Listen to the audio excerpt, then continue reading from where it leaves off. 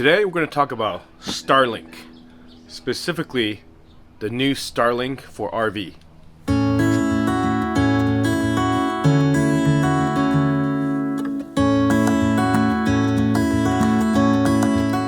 What's up everybody, my name is Dan, welcome to Freely Roaming. So about a week ago, Starlink released a new version of their service.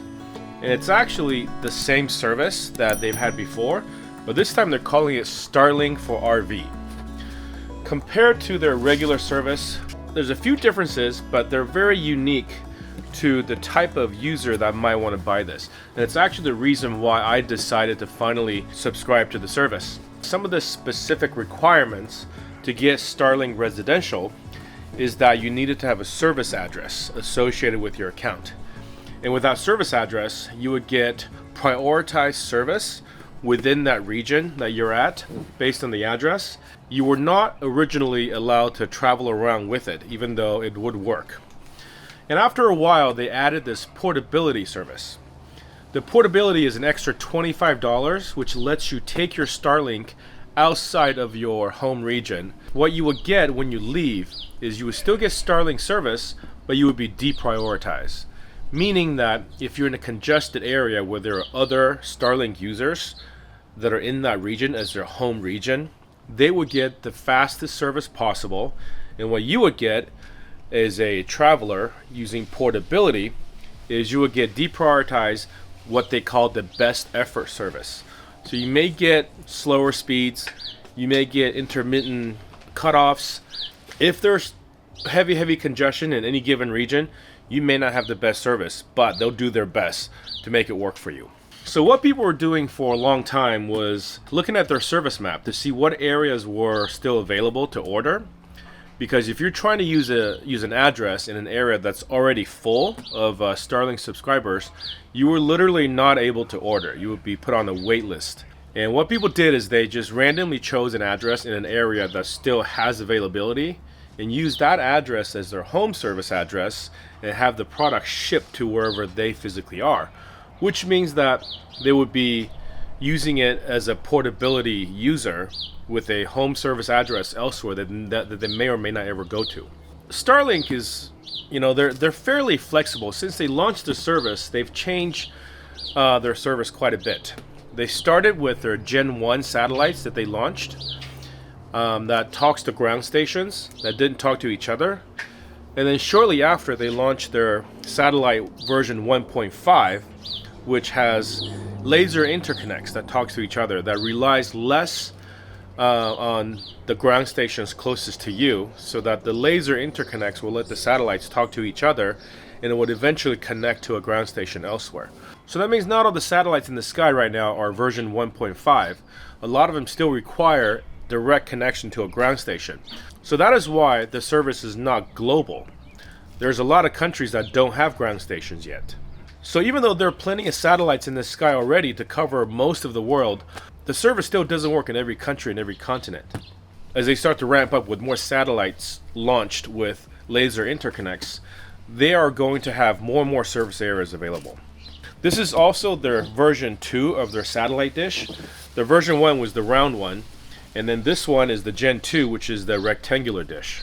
They originally had some manufacturing issues, quality control issues with their Gen 1 dish, and it appears that they figured that out. So now they're mass producing this dish. So now the bottleneck is less about the equipment and it's more about just the number of satellites that they have in the sky. What I'm suspecting what has happened with Starlink, this is just my personal suspicion. I don't have any sort of proof to say that this is true. But what I'm guessing is that there's a lot of these dishes that are piling up in their warehouse, and there's not enough people who are ordering them just because their capacity in the areas where people live are now completely full. Even though people are ordering them using the method that I mentioned before, it was still sort of a hack and not everybody was doing it. So out comes Starlink for RV about a week ago. Starlink for RV essentially takes that hack that people were using to order it, and most of these people were using it for RV purposes anyways. And they probably said, you know what, we've got plenty of these dishes around. There's plenty of capacity in places that are not populated that RVers are traveling to. Let's come up with a service that we can sell directly to them. Starlink for RV, what you get is pretty much exactly the same thing that you would get as a person who's using residential plus portability traveling outside of their area.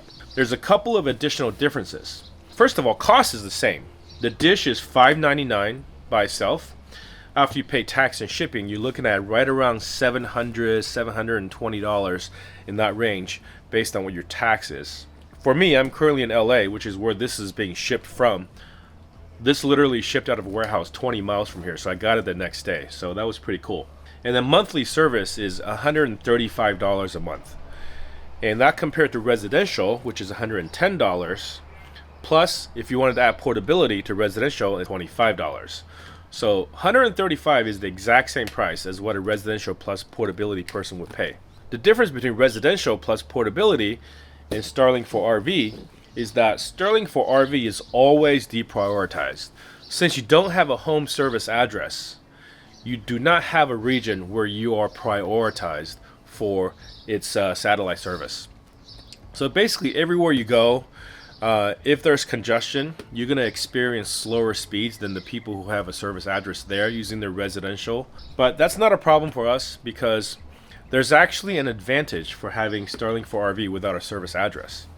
For people who live in a house most of the year and just travel a couple months at a time, you may want to get Starlink residential plus portability. However, because right now your area where you live might be completely full and you may not be able to order the service, Starlink for RV is actually the way to go because there is no wait, there's no wait list. You can just buy this right away and receive your satellite dish and use it at your house. Even though you deprioritize, it should technically still work. It'll just work very slowly.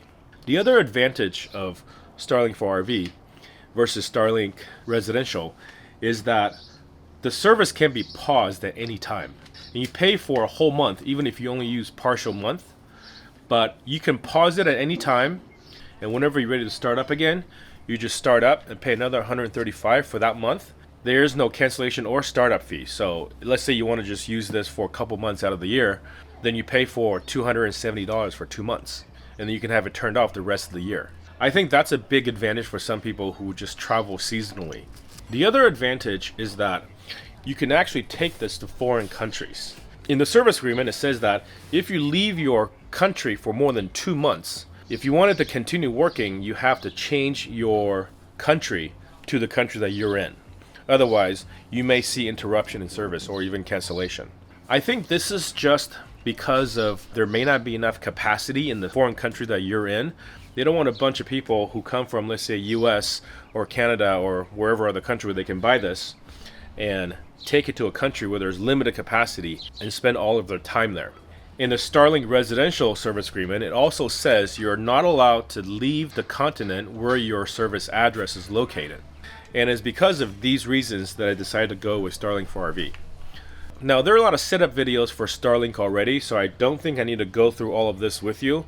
I just want to go through sort of top line reasons why we chose Starlink for RV, why we thought this was the good time to get it, and how it differs from Starlink residential. Another thing to keep in mind is that currently there is no way from migrating your account from Starlink residential to Starlink for RV. What they're saying in their FAQ is that if you want to have Starlink for RV and you already have Starlink residential, you basically have to start over with a second dish and a second line of service to get Starlink for RV. That may change in the future, and if it does, I'll make sure to update that in the description below, as Starlink services have changed over time since it's launched. Initially, you were not able to use it for RV at all, but with the launch of this service, you can now officially use it as a traveler. As of today, end of May 2022, Starlink is not officially compatible to be used while in motion. People have had success doing just that, but it is not officially supported, and I think part of that just has to do with the regulatory controls that they have to deal with. Even though I'm not going to show you guys the setup, I will show you guys what Starlink for RV comes with. I suspect it's going to be exactly the same as Starlink residential, but since I haven't opened it, I'm going to go ahead and show you guys what it looks like inside. The dish comes just like this. There was no box that this came out of. It actually shipped just like this with just some basic shipping stickers. And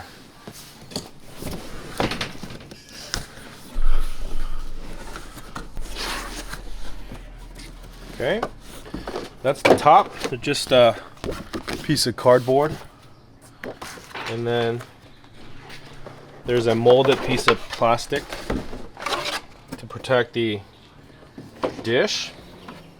Here's the stand for the dish. This looks like a cast aluminum, perhaps. Put that aside. Another piece of plastic to protect it, protect the stand from the dish itself. And then here's the dish. It's fairly heavy. Another piece of cardboard with some graphics to show you how to set it up. And it has a wire connected to it. Doesn't, I think it does come off. Oh yeah, pulls out like that. And it's got some kind of proprietary plug that goes with it. So this just goes in to the base, like so. And then here's the router. So far, as far as I can tell, this looks exactly like Starlink Residential. And it's only AC power, just like Starlink Residential. And we have this big long data cable that goes from the dish to the router. I believe this is 75 feet worth of cable. And then, last item in here is the AC plug. That goes down here. There's a nice rubber gasket to make it weatherproof.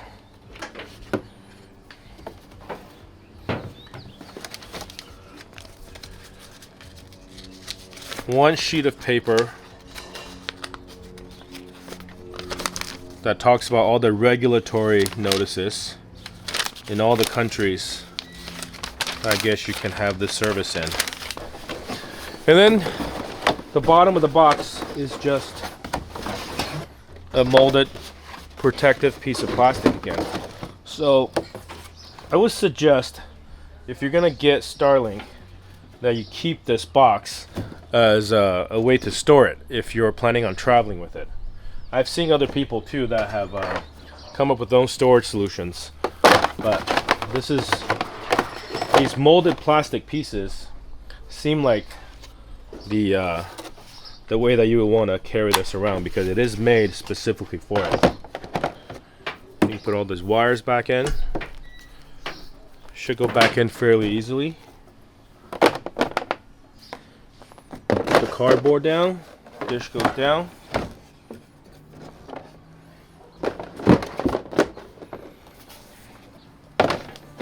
Okay, goes in that way. Looks like this goes in this way.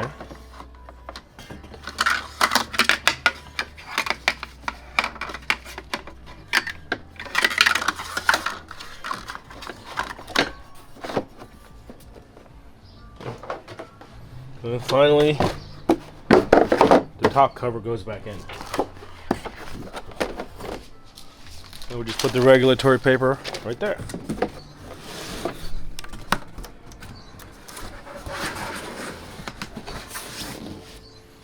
So there you go. That is Starlink for RV. It's just a quick introduction to this service, and we're going to be using it for the next few months to test it out, to make sure that it works the way it's supposed to. And we've had several friends that have gotten this already, not for RV necessarily, but for residential with portability. Hopefully this is going to work as well as theirs as they travel. It should, even though we're deprioritized. This is only going to be used in places where we don't have any cell coverage anyways. Something to think about is that if you are going to get Starlink for RV or any kind of Starlink service, because you're not able to use it while on the move, and also you may be deprioritized in busy places, you probably are still going to need some kind of cellular service, either as your primary data service or as a backup. Because chances are when you're deprioritized and the congestion is high, you're in a populated area with good cell coverage. And also, if you're on the move and Starlink is the only way you can get onto the internet, you're not going to be able to have any internet until you set it up at your destination. So this is not what I would recommend as your only internet service. but it is a perfect companion for somebody who has perhaps limited amounts of cellular internet and wants to have fast and unlimited data in places, and if you often go places that are remote, this will be perfect for it. So that's it. Thank you guys for watching. Hope that was helpful, and we'll be back with more videos featuring Starlink for RV, and we'll see you guys in the next video.